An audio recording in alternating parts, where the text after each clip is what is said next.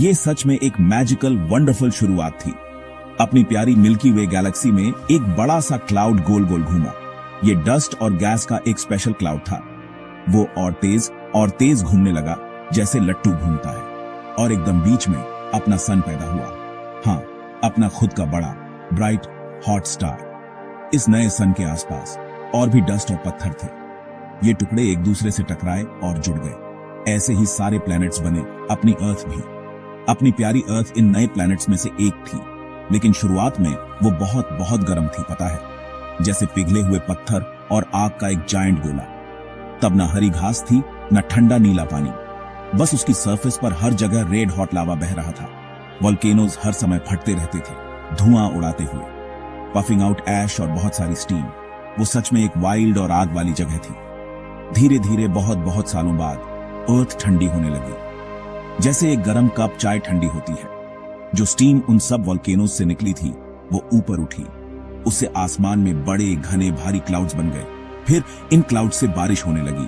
हजारों हजारों सालों तक बारिश होती रही। इस बहुत सारे बारिश के पानी ने सारी नीची जगहों को भर दिया, और ऐसे ही पहले बड़े ओशंस बने। अर्थ पर ये नए ओशंस गर्म और इनवाइटिंग थे। वो एक परफेक्ट जगह बन गए किसी बहुत अमेजिंग चीज के लिए। अर्थ पर सबू से पहली छोटी सी लाइफ वहीं पैदा हुई। ये पहले लिविंग थिंग्स छोटे छोटे डॉट्स जैसे थे, इतने छोटे, सो टाइनी, तुम उन्हें देख भी नहीं सकते थे। बस सिंपल सिंगल सेल्स जो वहां तैर रहे थे और जी रहे थे, गरम नमकीन पानी में धीरे धीरे बह रहे थे। ये लाइफ की वंडरफुल स्टोरी की असली शुरुआत थी। ये छोटे छोटे लिविंग थिंग्स बड़े होने लगे, और बहुत धीरे धीरे वो बदलने लगे। ये लाखों लाखों सालों में हुआ। हाँ, उनमें से कुछ ने ब्राइट सनलाइट का इस्तेमाल करना सीख लिया। वो समुद्र में रहने वाले छोटे हरे पौधों जैसे बन गए। उन्होंने लाइट से अपना खाना बनाना सीख लिया, और पता है क्या, उन्होंने हवा के लिए ऑक्सीजन भी बनाया। ये अपनी अर्थ के फ्यूचर के लिए बहुत बहुत इंपॉर्टेंट था। फिर बहुत समय बाद अर्थ बहुत बहुत ठंडी हो गई। अपने प्लैनेट पर एक लंबी लंबी सर्दी आई। हम इस ठंडे समय को ग्रेट आइस एज कहते हैं। बर्फ की बड़ी मोटी चादरों ने ज्यादातर जमीन को ढक लिया, जैसे हर चीज पर एक जायंट चमकती हुई सफेद चादर। अपनी अर्थ का बहुत सारा हिस्सा पूरी तरह से जम गया था। बड़े ओशंस के कुछ हिस्सों में भी मोटी आइस जम गई थी। ब्रदर, तब तो कितनी जबरदस्त ठंड रही होगी। लाइफ नेचुरली बहुत हार्ड थी इस ठंडे आइस एज के दौरान। सिर्फ सबू से स्ट्रॉन्ग क्रीचर्स ही सरवाइव करने की उम्मीद कर सकते थे। कुछ एनिमल्स के मोटे गरम शैगी फर कोट्स उग आए, जैसे बड़े वुली मैमथ्स, तुमने उनके बारे में सुना होगा ना। दूसरे क्रीचर्स ने अर्थ पर रहने के लिए गर्म जगहें ढूंढ ली। शायद वो अंडर वाटर वॉल्केनोज के पास रहते थे, खुद को गर्म रखते हुए, या वो ओशन के उन हिस्सों में रहे जो जमे नहीं थे। लाइफ हमेशा जारी रहने का रास्ता ढूंढ ही लेती है ना। ये कितनी रेजिलिएंट होती है। लंबे ठंडे आइस एज के बाद अर्थ फिर से गर्म हो गई। बर्फ की वो बड़ी बड़ी चादरें धीरे धीरे पिघल गईं। नए तरह के पौधे उगने लगे, बड़े और ऊंचे। और फिर ये एज ऑफ डायनासोर्स की शुरुआत थी। डायनासोर्स ने अपनी अर्थ पर बहुत बहुत लंबे समय तक राज किया। लाखों लाखों वंडरफुल सालों तक उन्होंने किया। जरा सोचो, एक बड़ा सा टायरानोसोरस रेक्स अपने बड़े दांतों के साथ। रोर, वो जरूर एक माइटी डरावना हंटर रहा होगा।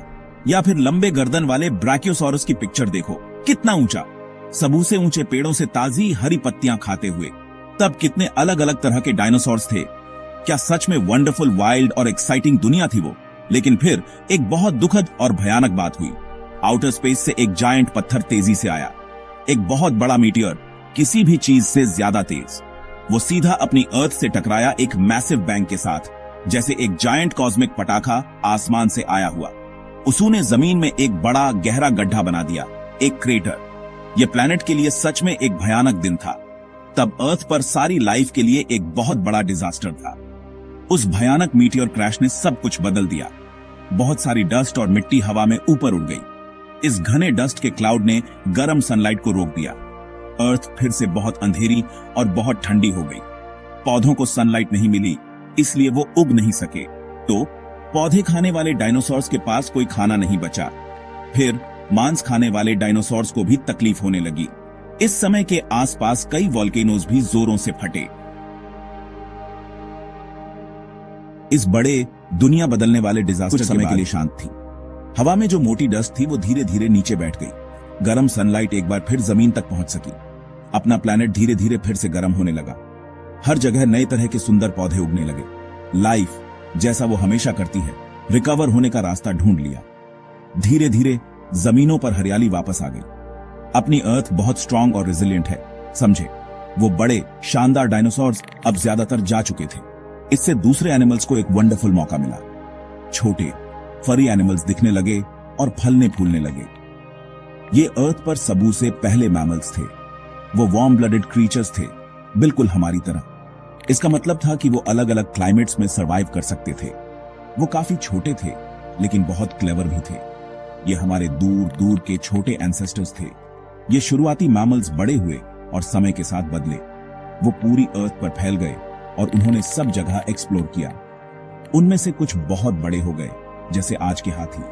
कुछ बहुत तेज हो गए, जैसे तेज चीटास। कुछ मैमल्स तो वापस ओशन में रहने चले गए, जैसे वंडरफुल वेल्स और प्लेफुल डॉल्फिन्स। कितने स्मार्ट। उन्होंने कई नए तरह के घरों में रहने के लिए अडेप्ट कर लिया। कितने अलग अलग तरह के मैमल्स बन गए। तो देखा प्यारे बच्चों, अर्थ पर लाइफ बदलती रहती है। पानी के उन छोटे सेल से लेकर बड़े डायनासोर्स तक और फिर सभी मैमल्स तक, हम जैसे इंसानों को मिलाकर। एवोल्यूशन का ये अमेजिंग प्रोसेस हमेशा होता रहता है। अपनी